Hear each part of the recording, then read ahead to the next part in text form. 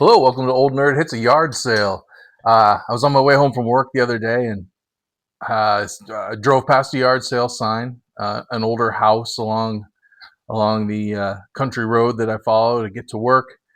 Um, and whenever I see a yard sale at an older house, I always am interested because they'll probably have things for sale that they've had in their house for years and years or decades, and that's what this sale was.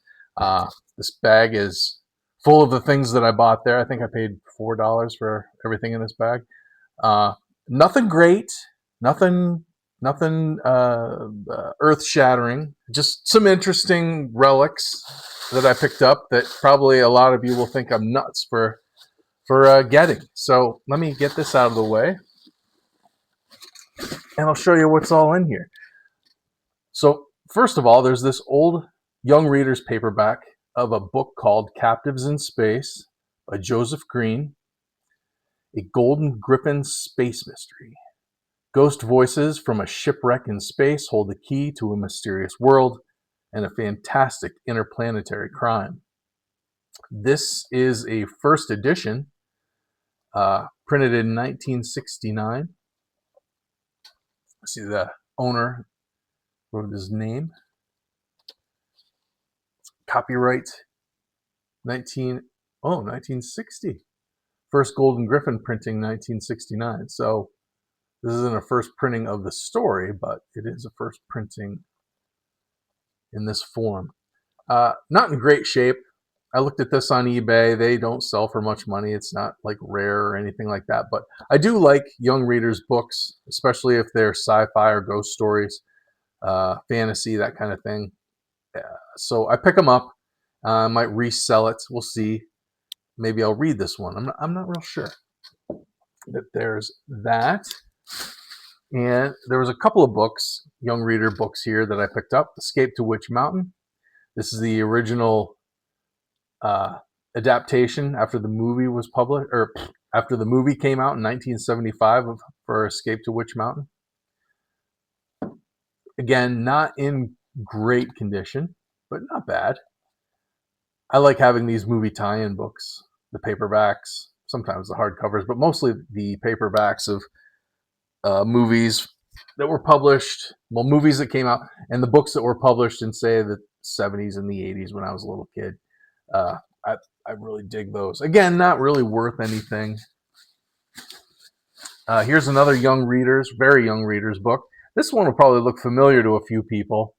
Uh, this was kind of popular in, say, classroom libraries, school libraries. A lot of kids, I think, owned this book. Somebody put their teddy bear sticker on this one. This is a weekly reader book, and I have one more weekly reader in this bag that I'll get to next. But this, I think, is a fairly popular book from the 1960s. I love when you open it and it has this artwork. I forget what this is called. I don't know if this is called a frontispiece. I'm sure this has a technical name for what this is called, this portion of the book. But I love it when you have that. This is what, copyright 1961, 1962. Just a fun little book that a lot of little kids probably had back in the 1960s into the 70s. And I remember books like this, like being in my elementary school classroom libraries or in the school libraries. Fairly popular one, and it's in nice shape. Here's another weekly reader. This one was surprisingly, this is the one that consistently was listed for the most money when I found it on eBay. Beware This House is Haunted by Henry Dreher. This is another weekly reader book. Weekly readers are basically like the Scholastic Book Fair type thing.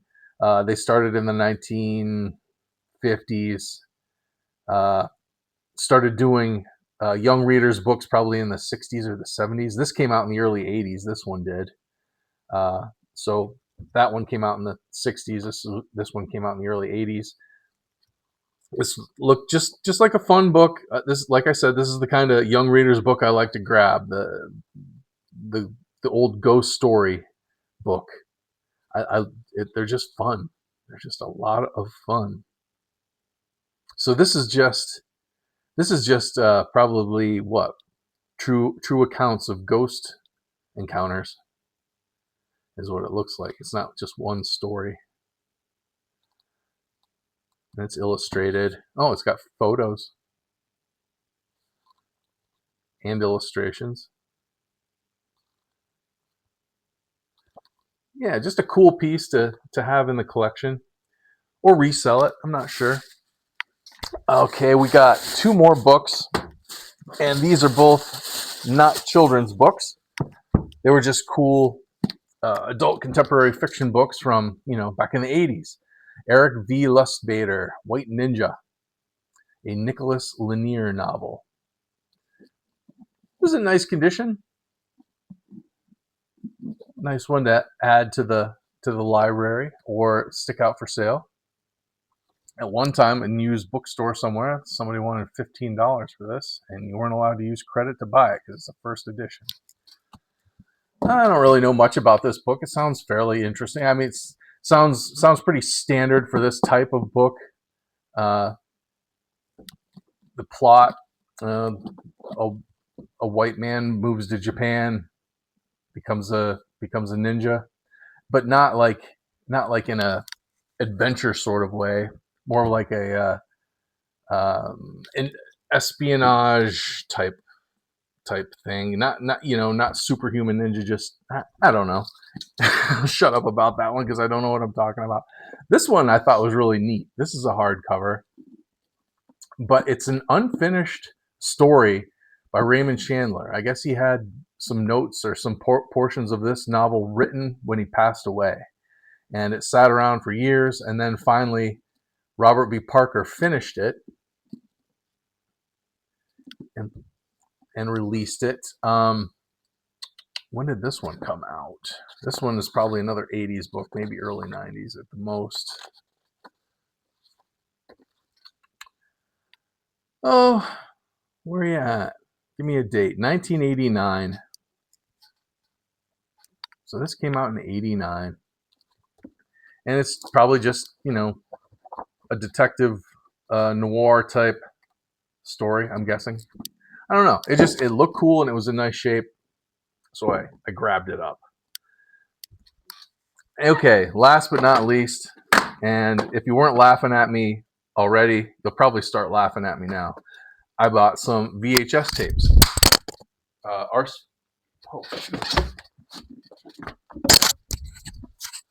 Stinking microphone just fell apart.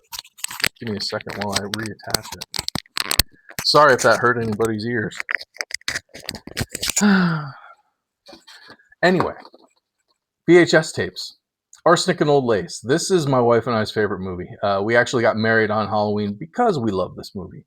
And if nobody's seen Arsenic and Old Lace, from 1944, I think it came out. I highly recommend it.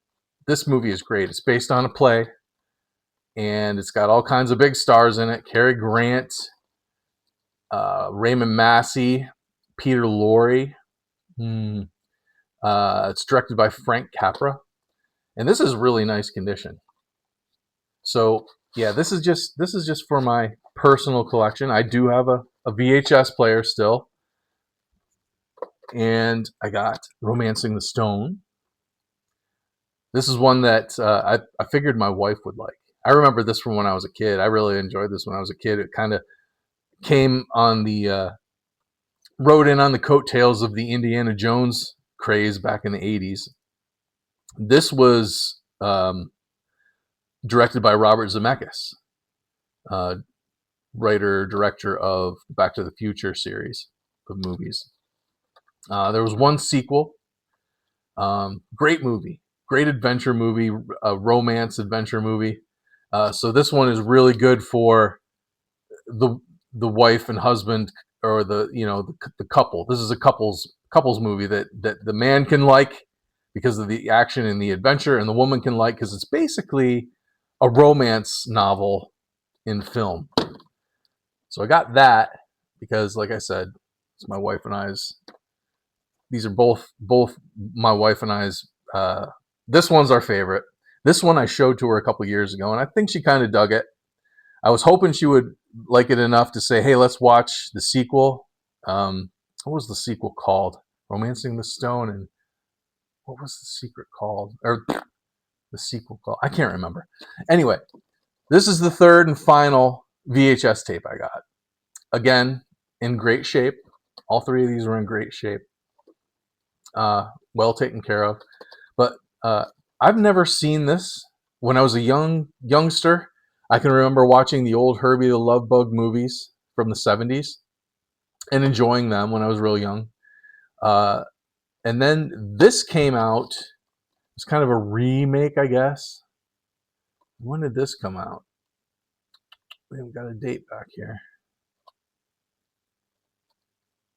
I'm not sure. I'm guessing this came out in the early 90s. But it's got Bruce Campbell. Bruce Campbell is a star. Evil Dead, Bruce Campbell. Evil Dead 2 is my favorite movie. I love Evil Dead 2. And I'm a big Bruce Campbell fan. And I've never seen this. There's a few obscure movies Bruce Campbell's done over the years, and I haven't seen many of them. So anytime I come across one in the wild that's in nice shape, I'm grabbing it. And this is the case here. Since this was in nice condition, I've never seen it before. I liked the Herbie the Love Bug films when I was a kid, and Bruce Campbell is one of my favorite actors.